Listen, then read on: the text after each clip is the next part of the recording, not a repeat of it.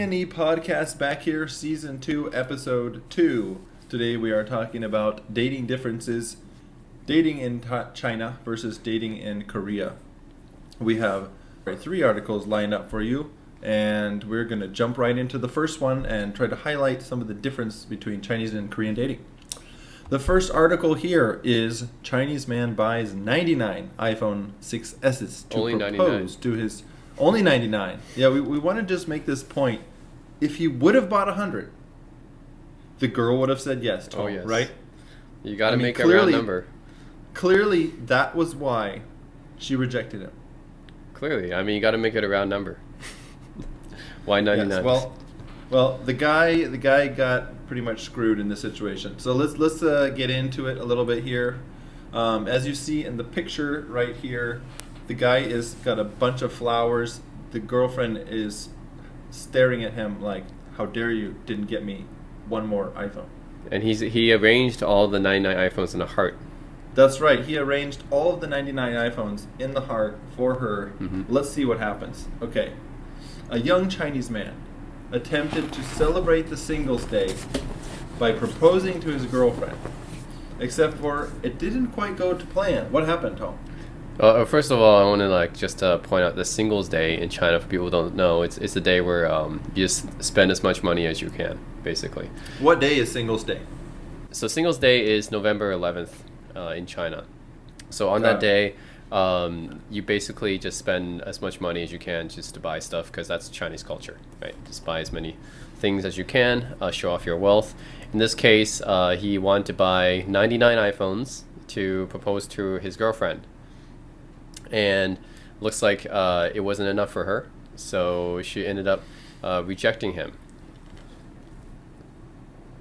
So how did the story play out? Let's look into it here.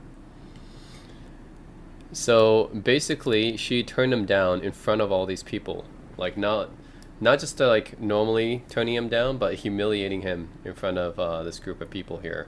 Because apparently over 50,000 pounds worth of Apple technology was not good enough, not even close. So that's right. So even though he paid ridiculous amount, I mean, he could have just put this in a down payment. I think that would have been a little bit more realistic. Why don't you just put this in a down payment and then show the girl that you just made a down payment on a house? But why would you spend almost 50,000 pounds of I'm not sure, cash? But I think in China this is actually kind of a common occurrence where you had to spend a lot of money for a girl, because it's not just you buy them gifts, because when you're dating a girl, normally you could buy her gifts and stuff. I guess a lot of girls expect that, but in China it's like an obligation. It's like the guy has to buy them gifts. It's like whether or not you deserve it or not, they just expect gifts from a guy. But not just small gifts. They expect luxury bags, Mercedes-Benz, in this case, even a whole bunch of iPhones. But it's not even that's not enough. Clearly, the expectations, some girls have really ridiculous expectations, or the guys feel like they have to compete this hard to get a girl's interest, right? Definitely the one-child policy helped to create this issue. Everyone that has looked into the dating life in China knows that there's way more dudes than girls, right? This has definitely caused a lot by the one-child policy, because a lot of them just aborted the girls. They got rid of them because they knew most of the Chinese parents, they wanted a son. So anyways, this imbalance. It's that, and I think just a lot of girls are spoiled in China because of the economic growth situation, the one-child policy, because they girls they're the ones who can make the baby, so they put all their attention on the girl. Then they get 公主病, right, which is the princess syndrome. So they have all these guys as options, and of course in the current Chinese culture is you got to show off your wealth, so you had to buy as much stuff as you can for the girl. That's right. So it really is about this wealth, showing off their money to the girl to try to impress them. So it says, unfortunately, I'm getting bombed with ads here. Unfortunately, the guy's girlfriend was less than impressed and turned him down in front of his friends and colleagues. Look at that. So basically, she rejected him in front of the friends and colleagues that he had invited. He set this whole thing up, and he got publicly humiliated in front of everyone. And then she immediately, that wasn't enough, okay? She immediately shared this exchange on Weibo. Yep. Right? So she humiliated him in front of his friends and colleagues. Then she goes on to Weibo and she like smashes him again. So now everybody freaking knows. Everybody in China, everybody that has access to Weibo. Because how dare you get me only 99 iPhones? How dare you? How dare you only get me 99 iPhones? Insulting. Exactly. How much do you think I'm worth? And look at this. Weibo users started smashing him also. Unimpressed. And they just did. Oh, actually, they didn't care about his gesture. They dismissed his gesture as stupid. Yeah. Poor guy, man. He just got killed. Nailed. This guy got nailed and everything. This article is just to show you that even though this guy went through so much trouble to try to impress the girl, she still rejected him, and painfully. So, all right, moving on to the second article. Shanghai woman dumps boyfriend after seeing the humble dishes his family had prepared for Chinese New Year dinner. All right, Tong, lead us into this. Yep. So for the Spring Festival, which is a big festival holiday in China, Chinese New Year's actually. So what happened was the Shanghai woman, the boyfriend is apparently from a poor countryside, but they're in a relationship, and he invited her over to meet his parents, and his parents made this dinner for them, Chinese New Year's dinner. But because it's not like a fancy Michelin 5-star type of dinner, it wasn't good enough for her because she's got such luxury tastes, and it wasn't good enough. And immediately she saw this dinner and was like, "What are you giving me? What kind of food is this?" And kind of just booked a ticket the next night, I think, back to Shanghai. No, it says the first train back to Shanghai. Oh yeah, the first train. Yep. So immediately she got out of there as soon as she could because she was so insulted by his hometown cooking. It wasn't good enough for her. Well, we'll think about it like here in the U.S., for example, right? You meet your girlfriend, then they have a homemade dinner for you. You actually think of homemade as a good thing, right? They have a nice homemade meal. In this case, it's I guess she took it as an insult. So. Do you think it's insulting in China? Like, you have more obviously cultural knowledge than me. Is it insulting? I would. What do you think? Well, I think the highlight of this story is that it's kind of ridiculous, right? I mean, what is this girl expecting? Is she expecting like a 5-star Michelin buffet ready for her or something like that? Like, your boyfriend's parents took the time to prepare this dinner for you, right? And even if you don't like it, at least you can do is show some gratitude and respect. But the first thing she does is immediately have to catch the train back to Shanghai because it's so insulting on that level. And to me, that's just kind of ridiculous. And not only that, remember, she talked about, she wrote online, right? She didn't, I don't know where she posted this, but she said, this is what was put on the table for us to eat when we arrived today. Yeah, so she posted this on Weibo or some social network just to kind of blast him for how dare you serve this to me. Yeah, exactly. It's like she's treating it like it's some kind of prison food or something. What is the word for Chinese princess, Tom? 公主病. 公主病. Yeah. I think this is a perfect example of 公主病, right? I mean, she's treating it like it's some kind of prison food or something like how dare you give me this kind of that's right. disgusting food, this disgusting mom's food. Yeah. That she took all day to prepare.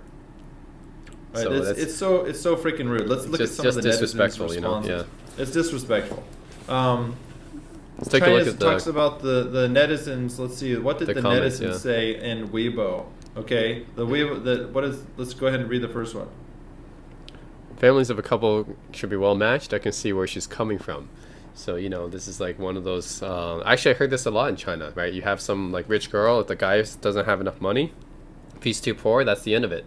I think a lot of it. That's what it says, right? I mean, basically, the expectation in China is like money is a huge part of the matchmaking thing, right? No, it's like the only thing. I think it's the only. It seems like the thing that matters, and everything else is just kind of. Yep. What do you guys think in the comments? If you guys have something to say about Chinese dating and expectations for how much money the guy basically what these two stories show us is in Chinese dating life, basically the only thing that matters is money. Do you have money or not? That's it. I think you're right. I mean, obviously buying 99 iPhones, sharing a family meal that is not good enough, right? The expectation is that the dude should have a crap load of money and show it off to the girl in a really public, obvious way. Yep. And if it's not good enough, she rejects him. So look at the next comment. It says, breaking up was the right thing to do. but she should have been a little smoother about it. I think that's a good idea. She could have been a little smoother instead of destroying him in front of his family, leaving, going back to Shanghai immediately. I think they're right. A little smoother would have been appropriate. But what's more, it shows you exactly the attitude, right? Like, breaking up was the right thing to do. Basically, apparently in China, if you see this kind of dinner, yeah, that's immediate breakup. This is immediate red flag, girls. Yep. You should break up with the guy immediately, because how dare he serve you hometown food. Yeah, how dare. His own hometown cooking. It's a no-no. Terrifying. Yeah, you need Terrifying. KFC. They need KFC or McDonald's or something way better than that. You need something way better. Yep.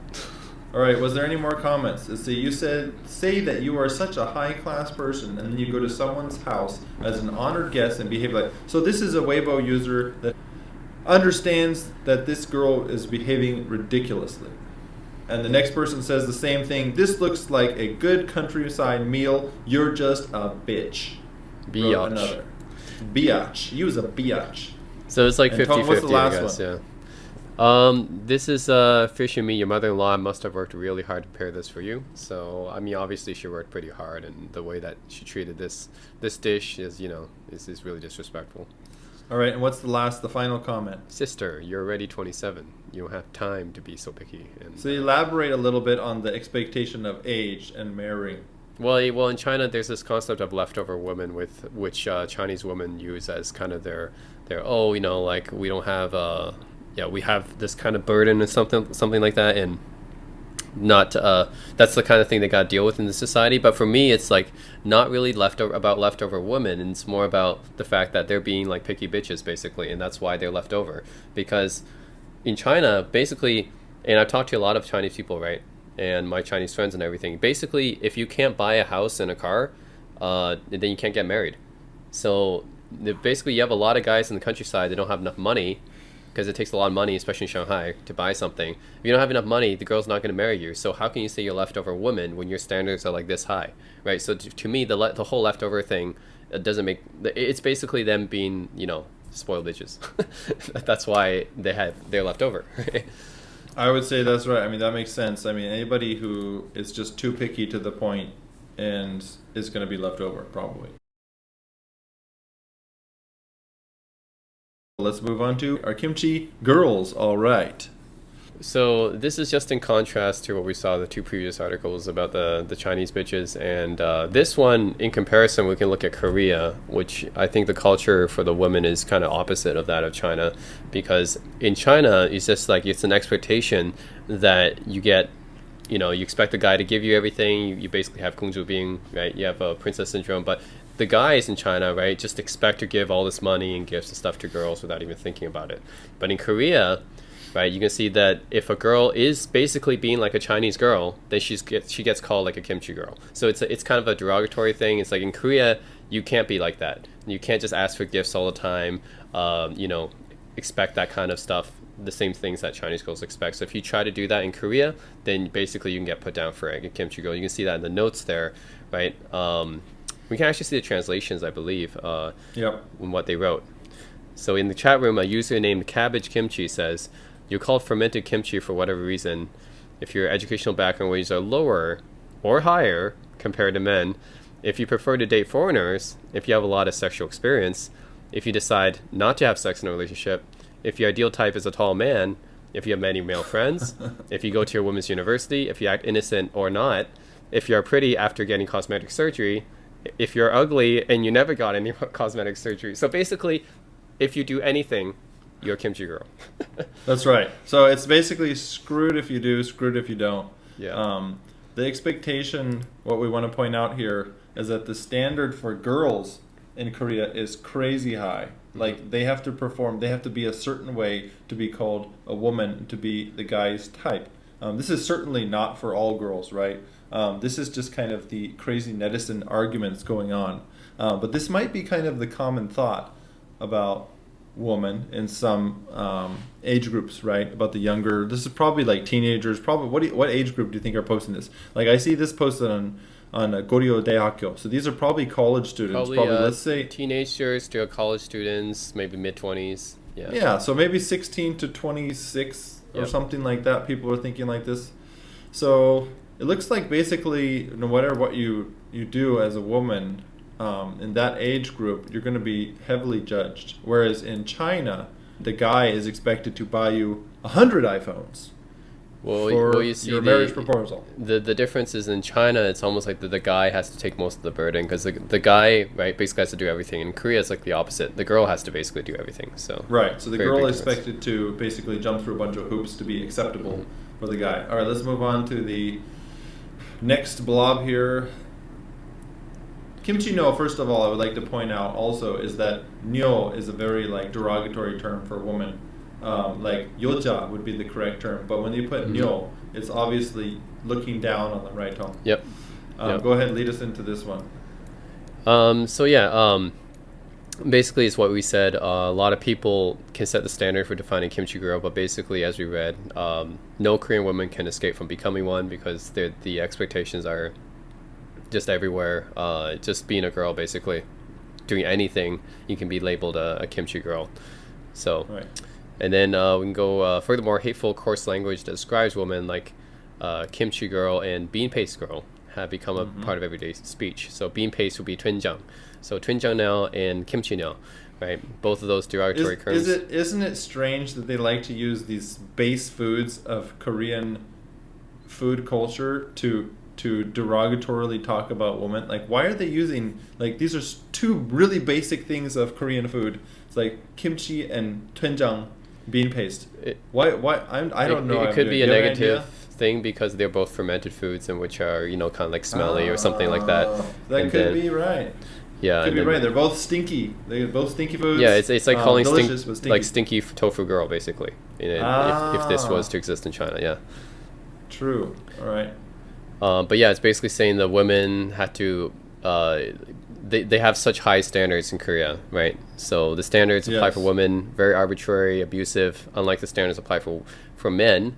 I mean, you see this actually in Korea a lot, right? You see the women are always very beautiful, always very dressed up, have to have makeup That's on. right. The guys, no such criteria, right? You see these couples in Korea, the guy, no such criteria as for the girl. One woman said that men shorter than 180 centimeters are losers, and then she was fired from her job for that and ostracized by society, which is That's a little right. bit harsh. I mean, what she said wasn't wasn't very nice, but again, this shouldn't lead her to her losing her job for it. Yeah, that was super extreme. I think she said something on public television that short men are losers, and she was fired. That's obviously extreme. I think that women are not allowed to, in Korea, or in Asia in general, I would say, are not allowed to talk out about their opinions, especially in a derogatory way about men, right? Obviously.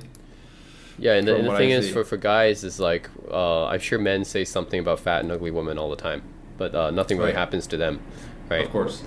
So I mean, they're not saying it definitely on TV per se, but they talk about it quite often, and I'm sure that it's in this. But if a verbiage for woman talks kimchi. about it, oh man, see, look how this Yeah, stuff. if a woman she talks gets about it, fired. Yeah. We hope that Korea is the expectations are a little more realistic for men and women, or a little more balanced in the future. So, as the last part we'll talk about is, let's see, is your kimchi all right? All right. So they collect these stories.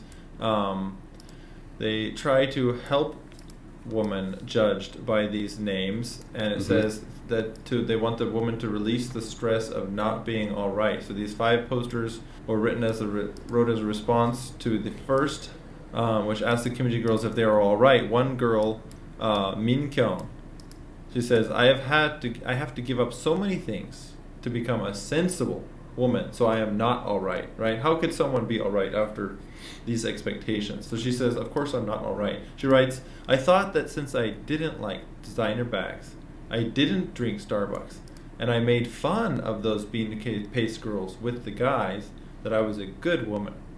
But my personality has to be good too.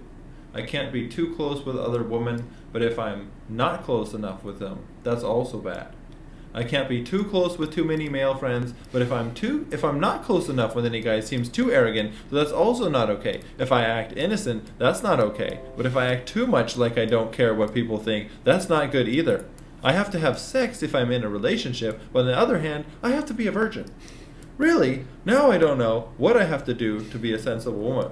Exactly. So they're basically trapped, right? This is impossible. She says it's impossible to fit in the narrow definition of a sensible woman, so I'll give up on that, and I don't care anymore. Yep, pretty much. I mean, it just shows you the ridiculous standards. Like, basically, just for being a woman, they can be called this. And I mean, I think this just the highlight of this article is compared to the Chinese articles. Is I've heard this term used actually when I was living in Korea, and it's just some guys even complain about it. Oh, this girl's like a kimchi girl, or whatever. And I said, why is she a kimchi girl? Oh, because she made me pay for everything. And I was like, well, you know, that's something that happens in China all the time because that's what the guys are expected to do. Whereas in Korea, this is such an occurrence, Rare. I guess, one to complain about, right?